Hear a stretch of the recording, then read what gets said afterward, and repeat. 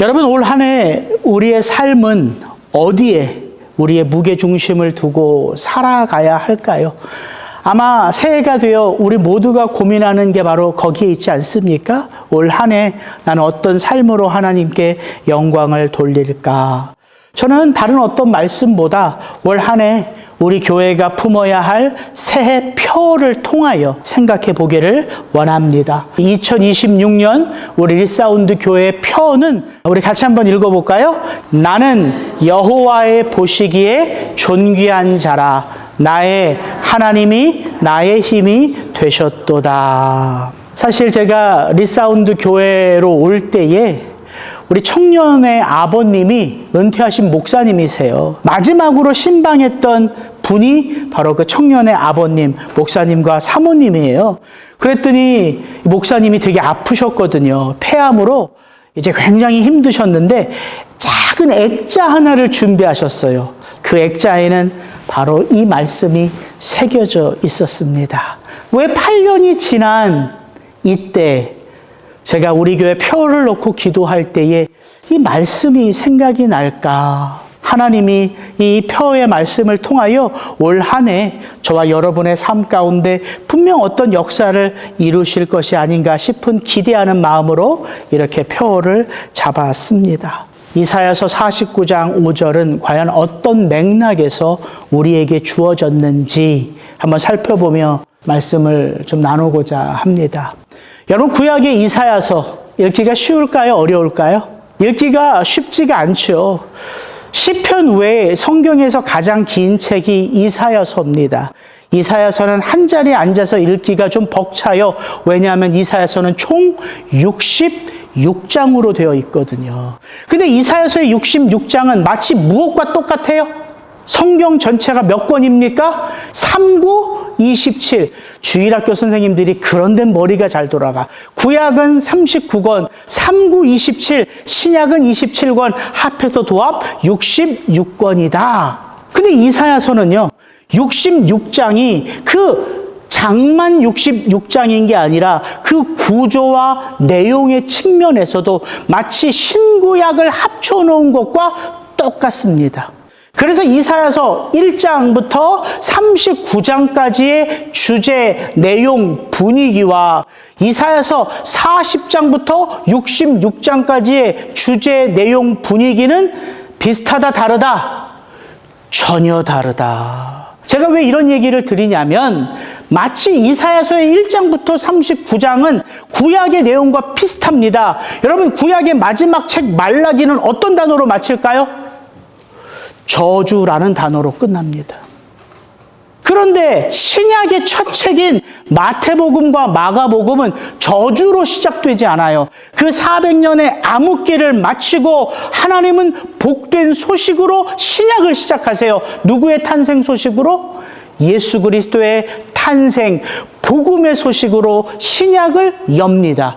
이사야서가 그렇게 돼 있다는 거예요. 여러분, 이사야서 1장부터 39장의 주제는 죄, 심판, 타락, 이게 주제예요. 그래서 이사야서 1장부터 39장을 읽어보면 하나님 아버지의 그 아파하시는 마음이 그대로 느껴집니다. 여러분, 한번 눈을 감고 들어보세요. 이사야서가 어떻게 시작하는지. 유다왕 우시야와 요담과 아하스와 히스기야 시대에 아모스의 아들 이사야가 유다와 예루살렘에 관하여 본 계시라. 하늘이여 들으라, 땅이여 귀를 기울이라. 여호와께서 말씀하시기를 내가 자식을 양육하였거늘 그들이 나를 거역하였도다. 소는 그 임자를 알고 나귀는 그 주인의 구유를 알건만은 이스라엘은 알지 못하고 나의 백성은 깨닫지 못하는도다 하셨도다. 슬프다, 범죄한 나라요, 허물진 백성이요, 행악의 종자요, 행위가 부패한 자식이로다. 너희가 어찌하여 매를 더 맞으려고 패역을 거듭하느냐. 온 머리는 병들었고 온 마음은 피곤하였으며 발바닥에서 머리까지 성한 곳이 없이 상한 것과 터진 것과 새로 맞은 흔적뿐이거늘. 이게 이사야서의 시작이에요. 충격적이지 않습니까? 무슨 악이 만연한 신문 기사 사회면을 보는 것 같아요. 그렇게 이사야서는 시작됩니다. 오죽하면요, 하나님이 그 기뻐하시는 그 제사에 대하여서도 이렇게 말씀하시면서 이사야서를 시작해요. 너희의 무수한 재물이 내게 무엇이 유익하뇨? 나는 숫송아지나 어린 양이나 순염소의 피를 기뻐하지 아니하노라. 내 마당만 밟을 뿐이니라. 분향은 내가 가증히 여기는 바요, 성회와 아볼러 악을 행하는 것을 내가 견디지 못하겠노라. 너희가 손을 펼 때에 내가 내 눈을 너희에게서 가리고 너희가 많이 기도할지라도 내가 듣지 아니하리니 이는 너희의 손에 피가 가득함이라. 여러분, 택하신 자기 백성을 향한 하나님의 안타까운 마음이 느껴지세요? 한번 집에 가서 다시 한번 이사야서의 1장만 한번 읽어보세요. 그리고 조금 마음을 넘겨 몇 장을 이렇게 넘겨서 5장을 한번 읽어보세요. 그러면 하나님의 마음이 그 택하신 이스라엘 백성을 기대하시면서 그 포도나무의 주인처럼 그 포도나무의 열매를 많이 맺기 위하여 그 포도나무를 열심히 가꾸었지만 풍성한 포도 열매는커녕 악한 포도 넝쿨만 가득한 그 이스라엘 백성을 향한 하나님 아버지의 그 안타까운 마음을 여러분은 그대로 느끼실 수 있을 거예요. 그래서 이사야서의 1장부터 39장까지는 하나님의 심판의 메시지가 계속해서 반복됩니다. 그게 이사야서의 전반부예요. 그런데 더 놀라운 건 뭐냐면 이사야서 40장부터 66장은 전혀 다른 분위기, 전혀 다른 주제, 전혀 다른 내용이라는 거예요. 이사야서 40장은 이렇게 시작합니다. 너희의 하나님이 이르시되 너희는 위로하라. 내 백성을 위로하라. 그 노역의 때가 끝났고 그 죄악이 사함을 받았느니라. 그의 모든 죄로 말미암아 여호와의 손에서 벌을 배나 받았느니라 할지니라 하시니라. 외치는 자의 소리여 이르되 너희는 광야에서 여호와의 길을 예비하라. 사막에서 우리 하나님의 대로를 평탄하게 하라. 이사야서 40장부터 66장까지를 보면요, 반복해서 나오는 단어가 있습니다. 위로하라, 구원하라, 구속하라, 여호와가 너희 하나님인 줄 알려함이라. 이런 단어가 반복돼요. 그래서 제가 궁금해서 성경의 책들 가운데에 구원, 구속이라는 단어가 가장 많이 나오는 책은 어딘가 한번 검색창에 넣어보니까 시편이 제일 많아요. 그 다음에 제일 많이 나오는 구원, 구속, 위로가 제일 많이 나오는 책이 이사야서입니다. 그러면 성경을 좀 생각하며 읽는 분들이라면 이런 생각 충분히 할 수 있지 않을까요? 하나님은 결단코 죄와 타협하시는 분이 아닐진데 1장부터 39장까지의 그 타락하고 패역한 그 이스라엘은 어떻게 해서 그 죄에서 씻음을 입어 하나님 앞에 회복과 구원과 구속의 노래로 당당하게 나아갈 수 있을까? 어떻게 이 열방을 향하여 하나님의 그 하나님 되심을 증거하는 열방의 빛이 될 수 있을까? 무엇 때문에? 어떻게? 이걸 한번 생각해 볼 수 있다는 거예요. 여러분, 이사야서 40장부터 66장에는요, 4편의 노래가 나옵니다. 4편의 노래. 이 4편의 노래를 성경학자들은 이렇게 부제를 붙였어요. 고난받는 종의 노래. 첫 번째 종의 노래, 이사야서 42장 1절부터 4절. 두 번째 종의 노래, 우리가 오늘 읽었던 본문 이사야서 49장 1절부터 6절. 세 번째 종의 노래, 이사야서 50장 4절부터 9절. 네 번째 종의 노래, 이사야서 52장 13절부터 이사야서 53장 12절까지. 여러분, 이 종의 노래 4가지 중에 저와 여러분이 종료주일 되면, 고난주간 되면 늘 인용해서 듣는 이사야서 53장의 말씀이 바로 여기에 나와 있는 말씀이에요. 여러분, 들어보시면 너무 잘 알 거예요. 그가 찔림은 우리의 허물 때문이요, 그가 상함은 우리의 죄악 때문이라 그가 징계를 받음으로 우리는 평화를 누리고 그가 채찍에 맞음으로 우리는 나음을 받았도다. 우리는 다 양 같아서 그릇 행하여 각기 제 길로 갔거늘 여호와께서는 우리 모두의 죄악을 그에게 담당시키셨도다. 그가 살아있는 자들의 땅에서 끊어짐은 마땅히 형벌받을 내 백성의 허물 때문이라 하였으리라. 아시는 말씀이죠? 예, 고난주간에 많이 인용되는 말씀이잖아요.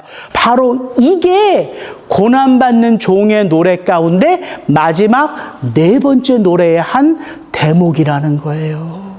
그러니까 답은 정해져 있지요. 누구 때문에 그 패역한 이스라엘 백성들의 죄가 씻기워지고 누구 때문에 그 패역한 이스라엘 백성들이 또다시 새로운 삶, 구원의 삶, 구속의 삶을 찬양하며 하나님 앞에 기쁘게 나아갈 수 있다? 누구 때문에? 그리스도 예수 때문에. 여러분, 예수 그리스도는 신약에만 나오신 분이 아니라는 거예요. 구약의 이사야서에 이렇게 예수 그리스도 메시아의 삶이 이렇게 예언되어져 있다는 것이지요. 그래서 성경 어디를 펴도 우리는 예수 그리스도의 그 복음을 붙잡을 수 있는 것입니다.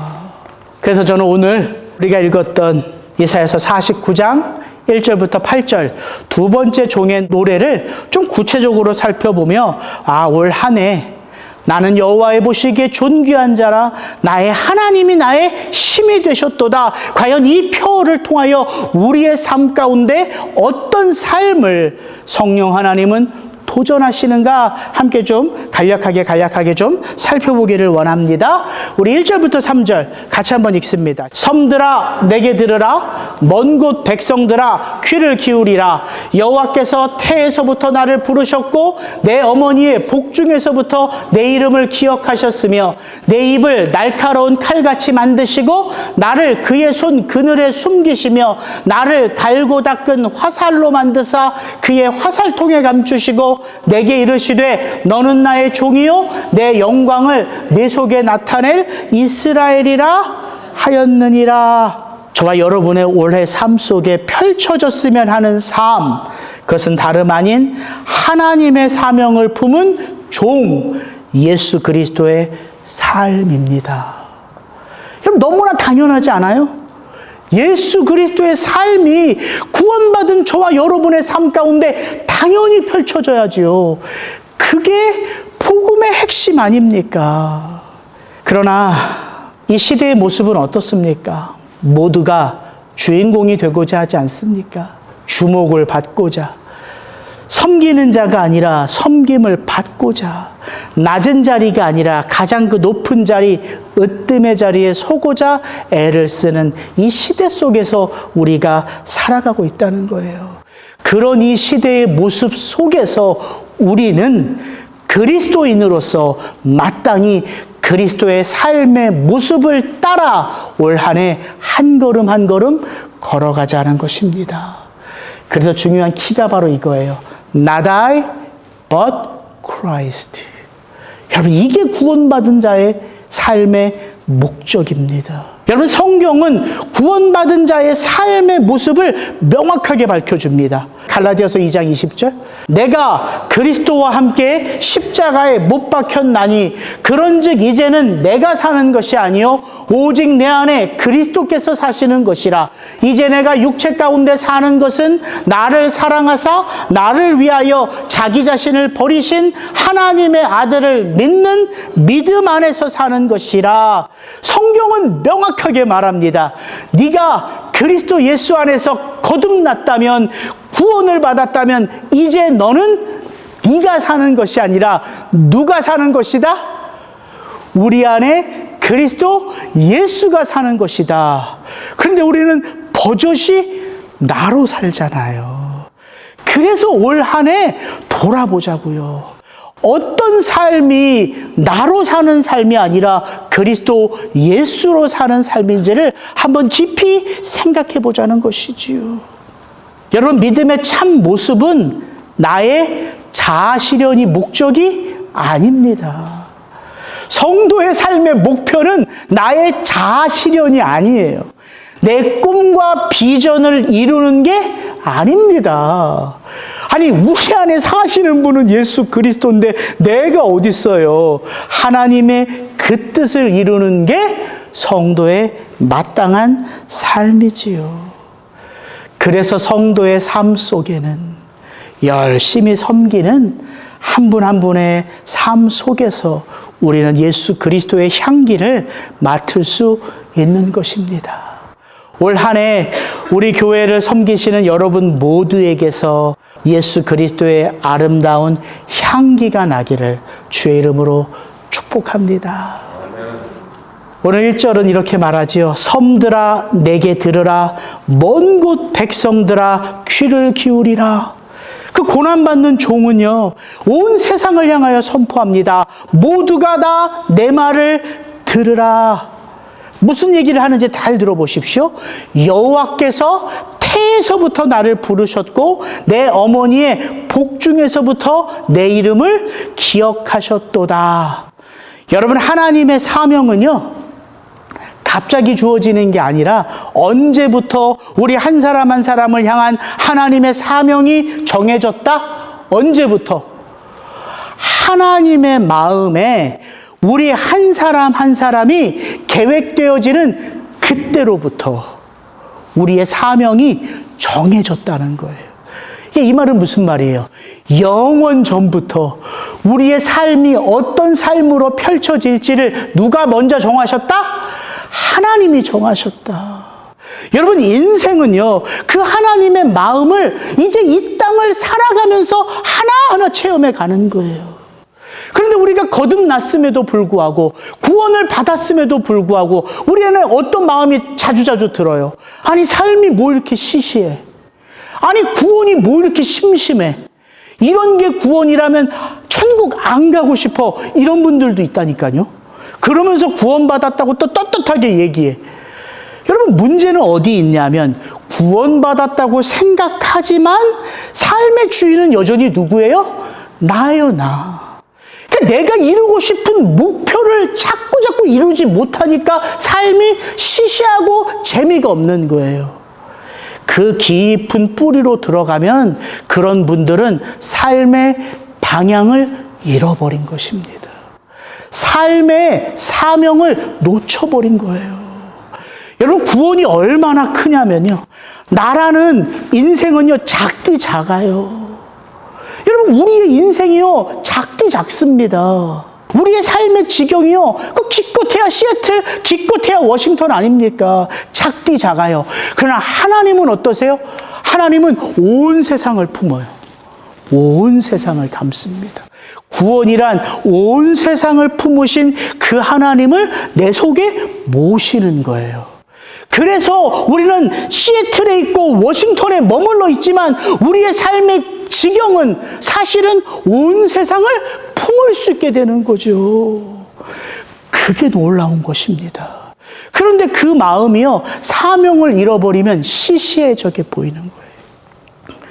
그래서 우리가 예수 그리스도를 통하여서 우리가 그분의 삶을 주목하여 보면서 우리가 얻을 수 있는 가장 값진 교훈은 많지 않습니다. 딱 하나예요. 예수 그리스도는 이 땅에 오셔서 오직 누구에게만 집중하셨죠? 한 분, 하나님이세요. 예수 그리스도는 이 땅에 오셔서 다른 사람들의 소리를 듣지 않으셨죠? 오직 한 분, 하나님의 그 뜻, 하나님의 그 말씀에 모든 삶을 녹여 사셨다고요. 그래서 사탄 마귀의 유혹, 그 첫 번째 유혹을 예수님은 어떤 말씀으로 이기셨어요? 사람이 떡으로만 사는 것이 아니라 여호와의 입에서 나오는 그 모든 말씀으로 사는 것이니라. 여러분, 이게 전부예요. 그럼 혹시 이렇게 생각하시는 분 있을 것 같아요. 목사님, 예수님은 하나님 하나님이시니까 사실.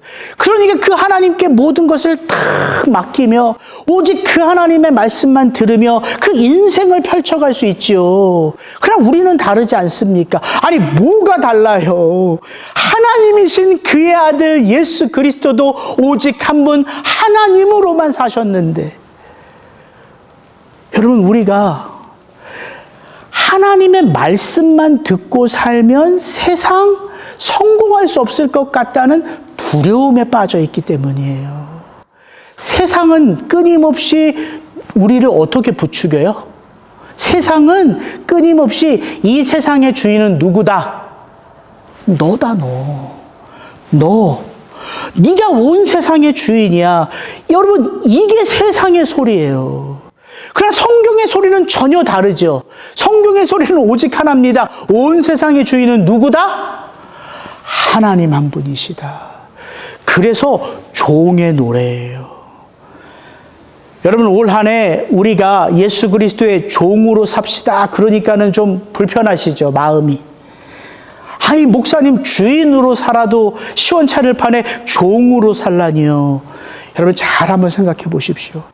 한 분 하나님의 종으로 사는 것이 재미없을 것 같고 의미 없을 것 같고 가치 없을 것 같은데 그 모든 결과는 언제 나타나냐면 이 땅의 삶을 다 마친 다음에 이 땅에 살아가는 모든 사람들은 누구 앞에 서요? 한 분 하나님 앞에 서요. 그분이 우리의 이 땅에서의 모든 삶을 결산하십니다. 그래서 한 분 하나님께 올인하는 삶이 가장 재미없는 삶이 아니라 가장 존귀한 삶, 가장 가치 있는 삶이 되는 거예요. 그래서 사도 바울은 모든 서신서를 쓸 때, 특별히 그 사도권을 인정하지 않는 교회를 향하여 서신서를 쓸 때 바울은 모든 서신서의 첫 시작을 이렇게 시작하지요. 예수 그리스도의 종 나 바울은, 이렇게 시작하잖아요. 예수 그리스도의 종된 삶보다 더 가치 있는 삶이 없기 때문에 바울은 누구에게도 자기를 소개할 때에 나는 오직 예수 그리스도 그 한 분의 종입니다. 여러분 하나님 마음에 합한 다윗의 삶도 그와 똑같습니다. 나는 오직 한 분 여호와 하나님을 목자로 삼는 인생입니다. 우리 송구영 시 때 나눴던 게 그거잖아요. 다윗의 인생이, 바울의 인생이 모든 삶이 순조롭게 풀려서 나는 부족함이 없다가 아닙니다. 하나님 한 분을 의지하며 하나님 한 분을 바라보며 그 사는 삶 속에 후회가 없는 삶이기 때문에 그런 고백을 하는 거예요. 올 한 해 저와 여러분이 예수 그리스도의 삶을 주목하며 그 하나님의 말씀 앞에 나아가는 것은 내 삶에 조금씩 누구의 삶이 펼쳐지기를 원하는 마음이에요? 그리스도 예수의 삶.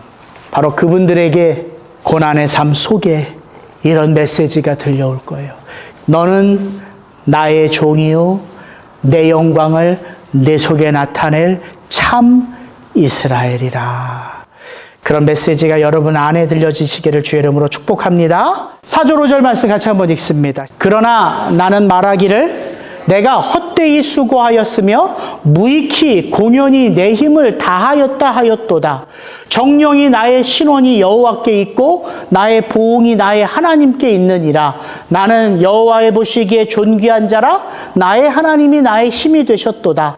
다시 야곱을 자기에게로 돌아오게 하시며 이스라엘을 자기에게로 모이게 하시려고 나를 태에서 나옴으로부터 자기 종을 삼으신 여호와께서 말씀하시니라. 두 번째 삶의 모습은 이겁니다. 세상을 주목하는 삶이 아니라 오직 한 분 하나님을 주목하는 삶입니다. 사실 이게 첫 번째 포인트와 다른 게 아니에요. 똑같은 거예요. 근데 왜 제가 두 번째 포인트를 이렇게 다르게 잡았냐면 바로 이 4절의 말씀 때문에 그래요. 잘 들어보십시오. 그 고난받는 종, 이 땅에 예수 그리스도가 이렇게 노래하는 거예요. 그러나 나는 말하기를 내가 헛되이 수고하였으며 무익히 공연히 내 힘을 다하였다 하였도다. 여러분, 이게 사실 우리를 좀 놀라게 하는 것이지요. 저기서 헛되이라는 단어, 히브리어는 헤벨이에요, 헤벨. 근데 여러분이 헤벨 그러니까는 잘 모르지만 헛되다 그러니까 어디서 많이 들어봤죠. 전도서 시작이 어떻게 시작해요? 전도서 1장 2절이 이렇게 시작하지 않습니까? 전도자가 이르되 헛되고 헛되며 헛되고 헛되니 모든 것이 헛되도다. 이게 헤벨이에요, 헤벨. 그런데 누가 내가 노력한 게, 내가 수고한 게 헛되다, 누가 고백하는 거예요? 메시아 되신 예수 그리스도가 고백하는 거예요. 내가 모든 수고를 다하고 내가 모든 것을 애썼지만 이 세상 가운데 내가 돌아보니까 마치 나의 수고, 나의 모든 것이 헛된 것 같다. 예수 그리스도가 고백한다는 거예요. 여러분이 한번 지나온 교회 인생을 한번 잘 돌아보십시오. 여러분에게도 분명 이렇게 고백할 때가 있었을 거라고요. 한 영혼을 예수 그리스도께 인도하려고 모든 것을 다 쏟아 부으며 살아본 분들은 알 수 있을 거예요. 교회의 부흥을 위하여 내 젊은 인생을, 그 교회 부흥을 위하여 내 모든 것을 다 쏟아 부으셨던 분들이라면 이게 무슨 말인지를 알 수 있을 거라고요. 여러분, 옛날 부흥 강사들 설교 들어보면 이런 거 많이 듣지 않았습니까? 여러분, 믿음이 없습니다. 아니, 여러분은 그 큰 기와집에서 살면서 교회는 이게 뭡니까? 비가 다 새고, 물이 안 나오고, 화장실이 새고, 당장 여러분 돌아가셔서 집문서, 땅문서 팔아서 가져오라는, 요즘은 그렇게 설교하면 큰일 납니다. 잡혀가요, 잡혀가. 근데 옛날에는요, 그렇게 설교해도 먹혔어요. 왜? 순수했거든. 순수했거든. 여러분, 한 영혼을 향하여 모든 것을 다 쏟아 부으면 그 한 영혼이 내 마음을 다 헤아려주고 쉽게 변화됩니까? 쉽게 예수 그리스도께 나아옵니까? 변할 듯 말 듯, 돌아올 듯 말 듯 아닙니까? 여러분, 그게 예수님의 고백과 같다는 거예요. 아무리 애를 쓰고 아무리 모든 것을 다 쏟아 부어도 세상적인 가치로 보면 내가 이룬 것이 아무것도 없는 것처럼, 마치 무익한 것처럼, 괜히 애쓴 것처럼 그런 삶의 모습으로 내가 서 있는 것은 아닌가 한다는 거예요. 여기 예수 그리스도의 고백입니다. 이 말씀을 들으면서 여러분들 가운데 이런 예수 그리스도의 마음을 여러분이 느끼셨다면 여러분 너무 순진한 거예요. 너무 귀한 마음이에요. 요즘 크리스찬은 이런 마음 없습니다. 요즘 크리스찬은요, 세상 사람들보다 더 야가요, 야가. 세상 사람들보다 더 야근 게 크리스찬이라니까요. 교회에서는 누구께 영광? 하나님께 영광, 하나님 앞에 전심. 그래서 교회에서 누구 축복을 받아야 돼요? 하나님의 그 모든 축복을 다 받아야 돼요. 세상에서는요, 세상 사람들의 존경과 세상 사람들의 찬사와 세상 사람들의 갈채를 받아야지 돼요, 우리가. 이게 우리예요. 그래서 세상에서의 삶과 교회에서 삶이 늘 이중적인 모습이 우리란 말이에요. 근데 그런 모습을 세상이 더 잘 알아요. 아니, 너는 예수도 믿으면서 왜 이렇게 얌체 같아? 여러분, 이게 세상이 교회를 바라보는 이 시대의 모습이라니까요. 오늘 예수 그리스도 메시아는 그래서 우리에게 도전하는 거예요. 너희가 이 세상 가운데서 한 영혼을 위하여, 아버지 하나님을 위하여 너의 모든 전심을 다 쏟았다면 그 시선을 세상을 봐라, 그 영혼을 봐라, 아니면 하나님을 봐라. 뭐예요? 하나님을 보라는 거예요. 그래서 두 번째 포인트가 이거예요. 세상을 주목하는 삶이 아니라 오직 한 분 하나님을 향하는 삶. 세상을 무시하라는 게 아니에요. 그 세상을 섬기고 그 세상 속에 잃어버린 영혼을 위하여 내 모든 것을 다 쏟아붓고 그 다음에 세상을 보고 그 영혼을 보고 섭섭해하고 아쉬워하고 안타까워하고 절망하지 말고 그 시선을 어디를 향해라? 다시 아버지께 향하라. 그래서 오늘 말씀을 주목해서 봐야 돼요. 잘 보십시오.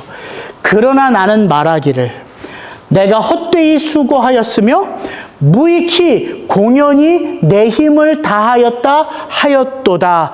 그러나 정령히 나의 판단이 나의 신원이 누구에게 있고 여호와께 있고 나의 보응이 누구에게 있느니라? 여호와 하나님께 있느니라. 그때 비로소 나오는 고백이 올해 우리 교회의 표란 말입니다. 그러므로 세상 그 누가 뭐라 해도 나는 누구 보시기에? 여호와 하나님 보시기에 존귀한 자요. 나의 하나님만이 오직 나의 힘이 되었도다. 이해하시겠어요? 올해 표가 뭔지? 세상 얌체처럼 살지 말라는 거예요. 순박한 믿음으로 오직 하나님 한 분만을 기뻐할 수 있고 오직 하나님 한 분만으로 인하여 감사할 수 있으며 마치 지금 내 모습은 아무것도 없는 것 같고 아무것도 이룬 것이 없는 것 같지만 그럼에도 불구하고 기뻐하는 삶을 살아라. 우리 주디 권사님이 저보다 참 나아요. 한 번은 제가 구역 모임을 가서 막 이제 구역 모임 나눔을 갔는데 제가 이제 그런 말을 내뱉었어요. 아니 성도님들은 다 우리 교회가 좋다고 그러고 목사님 좋다고 그러고 사모님 열심히라고 그러는데 근데 왜 이렇게 부응이 안 돼요? 제가 이렇게 그렇게 좀 마음이 너무 저도 위축됐나 보죠. 제가 이렇게 요지부동 하잖아요. 제가 이렇게 툭 내뱉었어요. 근데 왜 여러분은 다 좋다고 그러는데 우리는 부응이 안 돼요? 그랬더니 권사님이 목사님 진짜 교회는 사람들이 잘 안 모입니다. 딱 그러시더라고요. 와. 근데 그게요 묘하게 기분이 나쁘면서도 또 묘하게 기분이 좋더라고요. 목사님 기다리면 하나님이 목사님도 교회도 사용하셔. 그때 제가 권사님을 다시 봤습니다. 다시 봤어요. 이게 정말 예수 그리스도도 그렇게 고백하잖아요. 여러분 예수님이 그 온 삶을 다 쏟아부은 12명의 제자들 예수 그리스도가 가장 위급할 때 그래서 그 제자들을 향하여 내 마음이 죽게 되었다. 이제 내가 십자가 앞에서 내가 어찌할 바를 모르겠다. 그러니 너희는 나와 같이 기도하자. 그 수석 제자들 끄집어 겟세마네 동산에 같이 올라갔는데 기도한 사람 있었습니까? 마음은 원이로되 육신은 약하도다. 뿔뿔이 다 흩어졌어요. 다 예수 그리스도를 배신했습니다. 다 예수 그리스도를 떠나갔어요. 예수님은 결코 그들의 지금의 모습을 보신 게 아니에요. 여러분 이게 참 믿음의 마음이란 말입니다. 나를 돌아보면 불안해요. 아무것도 가진 게 없는 것이. 나를 생각하면 걱정이 밀려와요. 이렇게 교회가 이러다가 우리 교회 문 닫는 게 아닐까? 그런데 눈을 감고 하나님 앞에 나아가 엎드리면 하나님은 괜찮다는 거예요. 잘하고 있다는 거예요. 그 모습을 내가 기뻐한다는 거예요. 내가 그 마음을 위로한다는 거예요. 올 한 해 저와 여러분 모두가 그 예수 그리스도의 그 마음을 가지고 다시금 우리의 시선을 들어 그 하나님께 주목할 수 있기를 주의 이름으로 축복합니다. 아멘. 마지막은 포인트만 나눌게요. 세 번째 포인트는 이거예요. 저에게 하는 거예요. 저에게. 하나님이 쉽다 하신 일을 자꾸 어려운 일이다, 못한다, 주접떨지 않자. 이게 세 번째 포인트입니다. 제가요, 성도님들을 섬기다 보니까 성도님들이 목사님 이것도 필요하고 이것도 해요. 그러면은 제 마음 저 밑바닥에서부터는 이미 노예요, 노. 그런데 어른들이니까 노가 참 쉽지 않아서 제가 항상 이렇게 말해요. 그런데 안 되죠. 할 사람이 없지요. 못하죠. 이게 너무 제가 입버릇처럼 되었어요. 근데 오늘 말씀을 보니까 딱 이럽니다. 그가 이르시되 내가 나의 종이 되어 야곱의 지파들을 일으키며 이스라엘 중에 보존된 자를 돌아오게 할 것은 매우 쉬운 일이라. 아시겠어요? 여러분, 우리가 신앙을 자꾸 오해하면 안 됩니다. 우리는 하나님이 하실 것은 자꾸 내가 하려고 하고, 내가 해야 할 것은 자꾸 한 걸음 뒤로 물러나 하나님이 하게 하시는 그런 특별한 특징이 있는 게 우리예요. 여러분, 쉽게 예를 들게요. 공부하는 영재가 수업은 자꾸 땡땡이를 쳐. 레포트도 안 내. 남자친구랑 눈이 맞아가지고 엄마 아빠 몰래 자꾸 한눈을 팔아. 그런데 영재의 마음속에는 이번 기말고사 나는 5분의 1을 맞겠다는 생각으로, 강한 믿음으로 영재의 마음은 가득해. 그게 잘못된 믿음입니까? 잘된 믿음입니까? 잘못된 믿음이죠. 학생은 모든 에너지를 교회에 와서 쏟으면 안 돼요. 어디에 쏟아야 돼요? 그 강의실. 거기가 예배의 자리입니다. 거기가 내 최선을 다하는 자리여야 해요. 여러분, 너무 쉽죠? 근데 우린 자꾸 내가 해야 될 노력은 하나님께 맡기고 하나님이 하셔야 될 건 자꾸 내가 해라 해요. 그래서 세 번째 포인트는 저한테 하는 메시지예요. 형우가 하나님이 쉽다 하신 것을 자꾸 네가 어렵다 하지 마라. 그 이유는 네가 하려 하기 때문이다. 여러분, 올해 여러분, 하나님이 하셔야 할 것은 전심으로 하나님께 맡기고, 내가 해야 할 것은 전심으로 그 최선의 자리에 내가 설 수 있기를 주의 이름으로 축복합니다. 올해 그 표가 뭐다고요? 같이 한번 우리 큰 소리로 한번 읽고 우리 기도하며 마칩니다. 나는 여호와의 보시기에 존귀한 자라. 나의 하나님이 나의 힘이 되셨도다. 아멘.